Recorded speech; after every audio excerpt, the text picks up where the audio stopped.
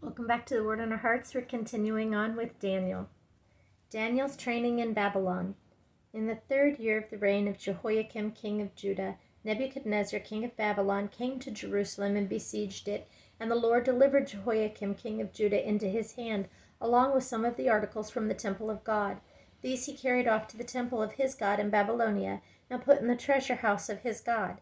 Then the king ordered Ashpenaz, chief of his court officials, to bring in some of the Israelites from the royal family and the nobility, young men without any physical defect, handsome, showing aptitude for every kind of learning, well informed, quick to understand, and qualified to serve in the king's palace.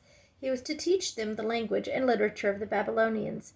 The king assigned them a daily amount of food and wine from the king's table. They were to be trained for 3 years, and after that they were to enter the king's service. Among these were some from Judah: Daniel, Hananiah, Mishael, and Azariah. The chief officer gave them new names: to Daniel the name Belteshazzar, to Hananiah Shadrach, to Mishael Meshach, and to Azariah Abednego. But Daniel resolved not to defile himself with the royal food and wine, and he asked the chief official for permission not to defile himself this way. Now God had caused the official to show favor and sympathy to Daniel. But the official told Daniel, "I am afraid of my lord the king, who has assigned your food and drink. Why should he see you looking worse than the other young men your age? The king would then have my head because of you." Daniel then said to the guard, whom the chief official had appointed over Daniel, Hananiah, Mishael, and Azariah, "Please test your servants for 10 days. Give us nothing but vegetables to eat and water to drink. Then compare our appearance to that of the young men who eat the royal food, and treat your servants in accordance with what you see." So he agreed to this and tested them for 10 days. At the end of the 10 days they looked healthier and better nourished than any of the young men who ate the royal food. So the guard took away their choice food and the wine to drink and gave them vegetables instead. To these 4 young men God gave knowledge and understanding and of all kinds of literature and learning, and Daniel could understand visions and dreams of all kinds.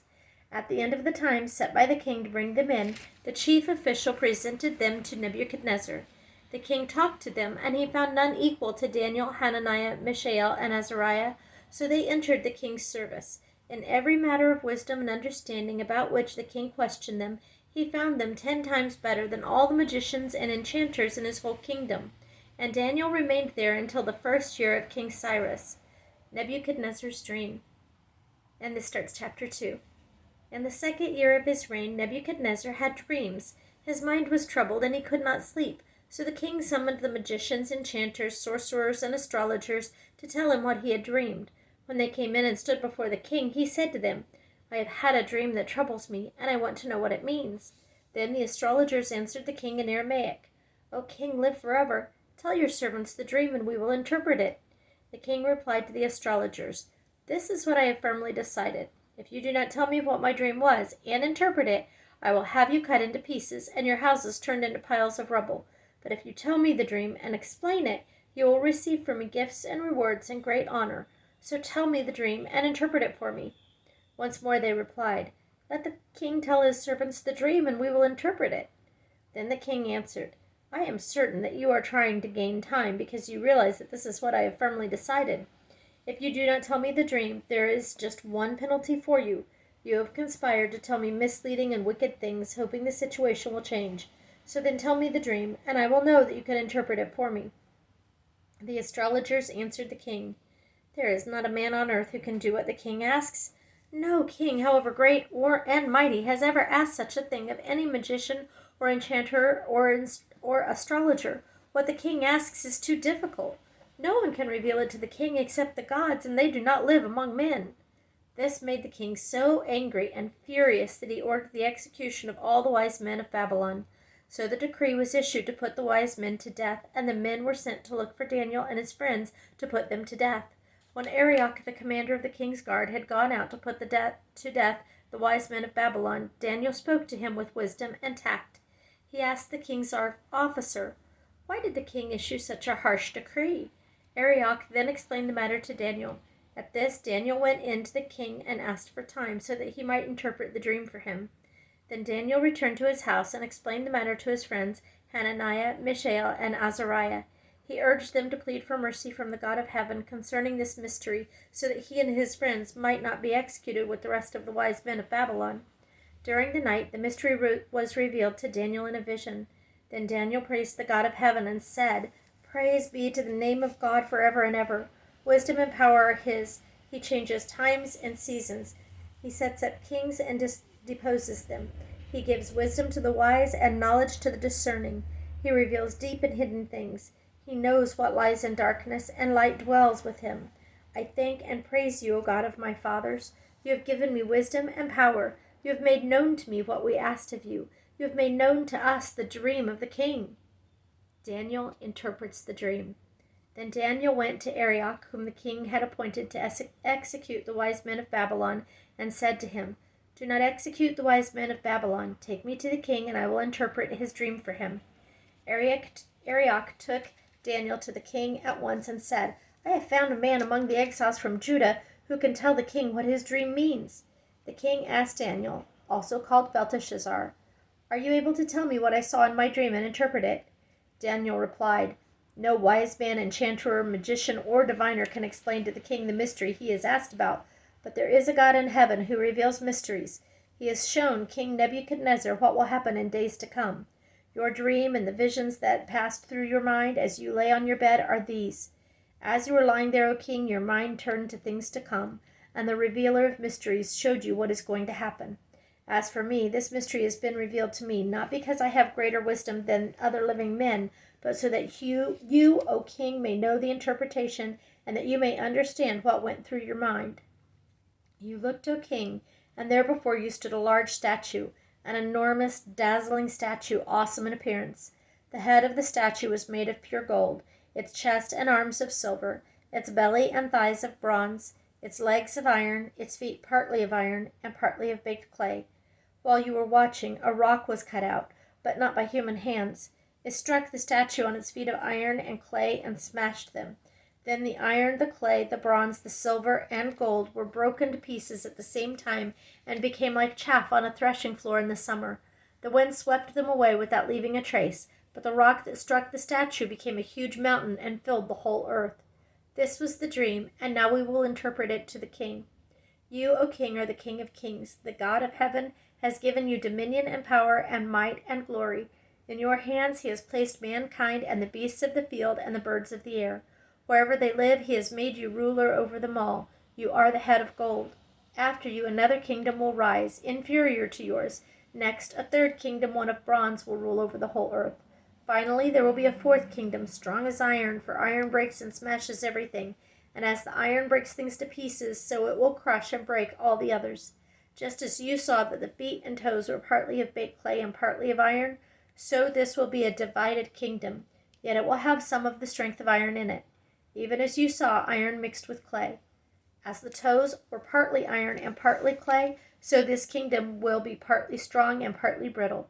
And just as you saw the iron mixed in the baked clay, so the people will be a mixture and will not remain united any more than iron mixes with clay. In the time of those kings, the God of heaven will set up a kingdom that will never be destroyed, nor will it be left to another people. It will crush all those kingdoms and bring them to an end, but it will itself endure forever. This is the meaning of the vision of the rock cut out of the mountain, but not by human hands, a rock that broke the iron, the bronze, the clay, the silver, and the gold to pieces. The great God has shown the king what will take place in the future. The dream is true, and the interpretation is trustworthy. Then King Nebuchadnezzar fell prostrate before Daniel and paid him honor and ordered that an offering and incense be presented to him. The king said to Daniel, "Surely your God is the God of gods and the Lord of kings, and a revealer of mysteries, for you were able to reveal this mystery." Then the king placed Daniel in a high position and lavished many gifts on him. He made him ruler over the entire province of Babylon and placed him in charge of all its wise men. Moreover, at Daniel's request, the king appointed Shadrach, Meshach, and Abednego as ministers over the province of Babylon, while Daniel himself remained at the royal court. Chapter 3. The Image of Gold and the Fiery Furnace. King Nebuchadnezzar made an image of gold 90 feet high and 9 feet wide, and set it up on the plain of Dura in the province of Babylon. Then he summoned the satraps, prefects, governors, advisors, treasurers, judges, magistrates, and all the other provincial officials to come to the dedication of the image he had set up. So the satraps, prefects, governors, advisors, treasurers, judges, magistrates, and all the other provincial officials assembled for the dedication of the image that King Nebuchadnezzar had set up, and they stood before it. Then the herald loudly proclaimed, "This is what you are commanded to do, O peoples, nations, and men of every language. As soon as you hear the sound of the horn, flute, zither, lyre, harp, pipes, and all kinds of music, you must fall down and worship the image of gold that King Nebuchadnezzar has set up. Whoever does not fall down and worship will immediately be thrown into a blazing furnace." Therefore, as soon as they heard the sound of the horn, flute, zither, lyre, harp, and all kinds of music, all the peoples, nations, and men of every language fell down and worshipped the image of gold that King Nebuchadnezzar had set up. At this time, some astrologers came forward and denounced the Jews. They said to King Nebuchadnezzar, "O king, live forever. You have issued a decree, O king, that everyone who hears the sound of the horn, flute, zither, lyre, harp, pipes, and all kinds of music must fall down and worship the image of gold, and that whoever does not fall down and worship will be thrown into a blazing furnace. But there are some Jews whom you have set over the affairs of the province of Babylon, Shadrach, Meshach, and Abednego, who pay no attention to you, O king. They neither serve your gods nor worship the image of gold you have set up." Furious with rage, Nebuchadnezzar summoned Shadrach, Meshach, and Abednego.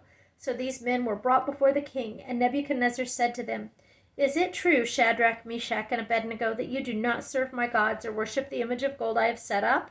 Now, when you hear the sound of the horn, flute, zither, lyre, harp, pipes, and all kinds of music, if you are ready to fall down and worship the image I made, very good. But if you do not worship it, you will be thrown immediately into a blazing furnace. Then what God will be able to rescue you from my hand?" Shadrach, Meshach, and Abednego replied to the king, "O Nebuchadnezzar, we do not need to defend ourselves before you in this matter. If we are thrown into the blazing furnace, the God we serve is able to save us from it, and he will rescue us from your hand, O king. But even if he does not, we want you to know, O king, that we will not serve your gods or worship the image of gold you have set up." Then Nebuchadnezzar was furious with Shadrach, Meshach, and Abednego, and his attitude towards them changed. He ordered the furnace heated 7 times hotter than usual, and commanded some of the strongest soldiers in his army to tie up Shadrach, Meshach, and Abednego and throw them into the blazing furnace.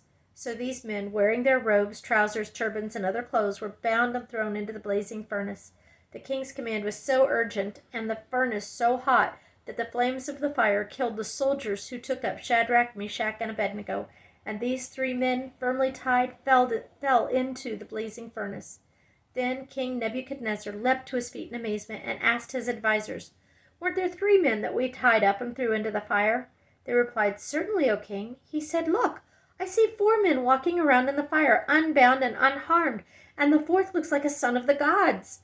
Nebuchadnezzar then approached the opening of the blazing furnace and shouted, "Shadrach, Meshach, and Abednego, servants of the Most High God, come out, come here." So Shadrach, Meshach, and Abednego came out of the fire, and the satraps, prefects, governors, and royal advisers crowded around them. They saw that the fire had not burned their bodies, nor was a hair of their heads singed. The robes were not scorched, and there was no smell of fire on them. Then Nebuchadnezzar said, "Praise be to the God of Shadrach, Meshach, and Abednego, who has sent his angel and rescued his servants.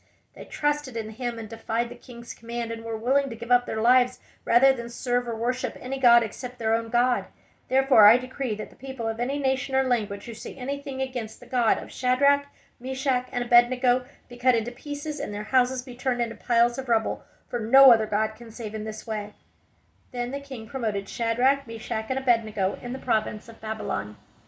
Chapter 4. Nebuchadnezzar's Dream of a Tree. King Nebuchadnezzar, to the peoples, nations, and men of every language who live in all the world, may you prosper greatly. It is my pleasure to tell you about the miraculous signs and wonders that the Most High God has performed for me. How great are his signs, how mighty his wonders! His kingdom is an eternal kingdom. His dominion endures from generation to generation. Nebuchadnezzar was at home in my palace, contented and prosperous. I had a dream that made me afraid. As I was lying in my bed, the images and visions that passed through my mind terrified me, So I commanded that all the wise men of Babylon be brought for me to interpret the dream for me. When the magicians, enchanters, astrologers, and diviners came, I told them the dream, but they could not interpret it for me. Finally, Daniel came into my presence, and I told him the dream. He is called Belteshazzar, after the name of my God, and the spirit of the holy gods is in him. I said, Belteshazzar, chief of the magicians, I know that the spirit of the holy gods is in you, and no mystery is too difficult for you. Here is my dream. Interpret it for me. These are the visions I saw while lying on my bed. I looked, and there before me stood a tree in the middle of the land. Its height was enormous. The tree grew large and strong, and its top touched the sky. It was visible to the ends of the earth. Its leaves were beautiful, its fruit abundant, and on it was food for all. Under it the beasts of the field found shelter, and the birds of the air lived in its branches. From it every creature was fed. In the visions I saw while lying in my bed, I looked, and there before me was a messenger, a holy one, coming down from heaven. He called in a loud voice, Cut down the tree, and trim off its branches, and strip off its leaves, and scatter its fruit. Let the animals flee from under it, and the birds from its branches. But let the stump and its roots, bound with iron and bronze, remain in the ground in the grass of the field. Let him be drenched with the dew of heaven, and let him live with the animals among the plants of the earth. Let his mind be changed from that of a man, and let him be given the mind of an animal, till 7 times pass by for him. The decision is announced by messengers. The holy ones declare the verdict, so that the living may know that the Most High is sovereign over the kingdoms of men, and gives them to anyone he wishes, and sets over them the lowliest of men. This is the dream that I, King Nebuchadnezzar, had. Now, Belteshazzar, tell me what it means, for none of the wise men in my kingdom can interpret it for me, but you can, because of the spirit of the holy gods is in you. Daniel interprets the dream. Then Daniel, also called Belteshazzar, was greatly perplexed for a time, and his thoughts terrified him. So the king said, Belteshazzar, do not let the dream or its meaning alarm you. Belteshazzar answered, My lord, if only the dream applied to your enemies and its meaning to your adversaries. The tree you saw, which grew large and strong with its top touching the sky, visible to the whole earth, with beautiful leaves and abundant fruit, providing food for all, giving shelter to the beasts of the field, and having nesting places in its branches for the birds of the air. You, O king, are that tree. You have become great and strong, and your greatness has grown until it reaches the sky, and your dominion extends to distant parts of the earth. You, O king, saw a messenger, a holy one, coming down from heaven and saying, Cut down the tree and destroy it, but leave the stump bound with iron and bronze in the grass of the field, while its roots remain in the ground. Let him be drenched with the dew of heaven. Let him live like the wild animals until 7 times pass by for him. This is the interpretation. O king, and this is the decree the Most High has issued against my lord the king. You will be driven away from people, and will live with the wild animals. You will eat grass like cattle, and be drenched with the dew of heaven. 7 times will pass by for you, until you acknowledge that the Most High is sovereign over the kingdoms of men, and gives them to anyone he wishes. The command to leave the stump of the tree with its roots means that your kingdom will be restored to you when you acknowledge that heaven rules. Therefore, O king, be pleased to accept my advice. Renounce your sins by doing what is right, and your wickedness by being kind to the oppressed. It may be then your prosperity will continue. The dream is fulfilled. All this happened to King Nebuchadnezzar. 12 months later, as the king was walking on the roof of the royal palace of Babylon, he said, Is not this the great Babylon I have built as the royal residence by my mighty power and for the glory of my majesty? The words were still on his lips when a voice came from heaven. This is what is decreed for you, King Nebuchadnezzar. Your royal authority has been taken from you. You will be driven away from people and will live like the wild animals. You will eat grass like the cattle. 7 times will pass by for you until you acknowledge that the Most High is sovereign over the kingdoms of men and gives them to anyone he wishes. Immediately what has been said about Nebuchadnezzar was fulfilled. He was driven away from people and ate grass like cattle. His body was drenched with the dew of heaven until his hair grew like the feathers of an eagle and his nails like the claw of a bird. At that time, I, Nebuchadnezzar, raised my eyes toward heaven, and my sanity was restored. Then I praised the Most High. I honored and glorified him who lives forever. His dominion is an eternal dominion. His kingdom endures from generation to generation. All the peoples of the earth are regarded as nothing. He does as he pleases with the powers of heaven and the peoples of the earth. No one can hold back his hand or say to him, What have you done? At the same time that my sanity was restored, my honor and splendor were returned to me for the glory of my kingdom. My advisors and nobles sought me out, and I was restored to my throne and became even greater than before. Now I, Nebuchadnezzar, praise and exalt and glorify the King of heaven, because everything he does is right, and all his ways are just. And those who walk in pride, he is able to humble. Chapter 5, The Writing on the Wall. King Belshazzar gave a great banquet for 1,000 of his nobles, and drank wine with them. When Belshazzar was drinking his wine, he gave orders to bring in the gold and silver goblets that Nebuchadnezzar his father had taken from the temple in Jerusalem, so that the king and his nobles and his wives and his concubines might drink from them. So they brought in the gold goblets that had been taken from the temple of God in Jerusalem, and the king and his nobles, his wives, and his concubines drank from them. As they drank the wine, they praised the gods of gold and silver, of bronze, iron, wood, and stone. Suddenly the fingers of a human hand appeared and wrote on the plaster of the wall, near the lampstand in the royal palace. The king watched the hand as it wrote. His face turned pale, and he was so frightened that his knees knocked together and his legs gave way.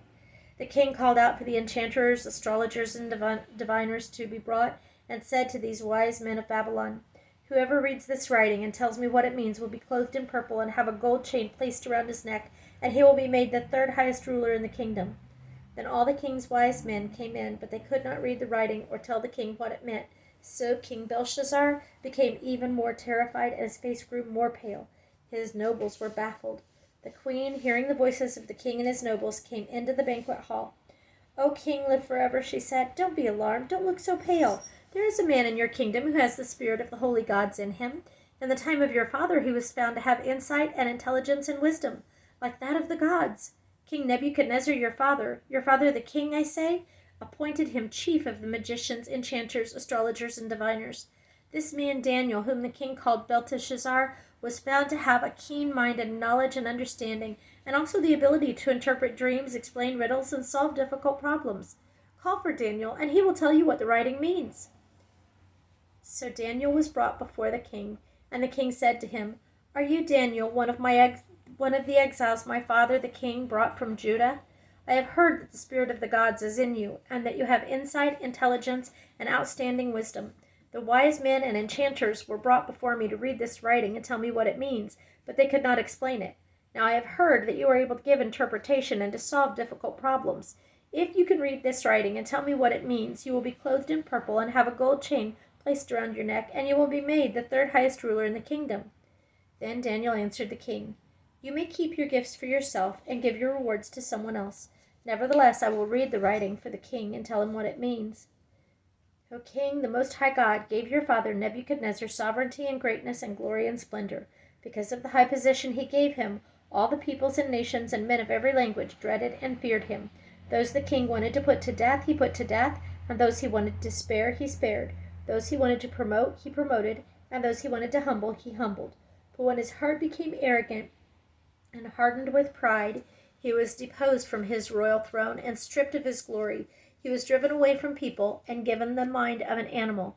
He lived with the wild donkeys and ate grass like cattle, and his body was drenched with the dew of heaven, until he acknowledged that the Most High God was sovereign over the kingdoms of men and sets over them anyone he wishes. But you, his son, O Belshazzar, have not humbled yourself, though you knew all this. Instead, you have set yourself up against the Lord of heaven. You had the goblets from his temple brought to you, and you and your nobles, your wives, and your concubines drank wine from them. You praised the gods of silver and gold, of bronze, iron, wood, and stone, which cannot see or hear or understand. But you did not honor the God who holds in his hand your life and all your ways. Therefore he sent the hand that wrote the inscription. This is the inscription that was written: Mene, Mene, Tekel, Parsin. This is what these words mean. Mene, God has numbered the days of your reign and brought it to an end. Tekel, you have been weighed on the scales and found wanting. Perez, your kingdom is divided and given to the Medes and the Persians. Then, at Belshazzar's command, Daniel was clothed in purple. A gold chain was placed around his neck, and he was proclaimed the third highest ruler in the kingdom. That very night, Belshazzar, king of the Babylonians, was slain, and Darius the Mede took over the kingdom at the age of 62. We're going to stop there for this reading. Thank you for listening.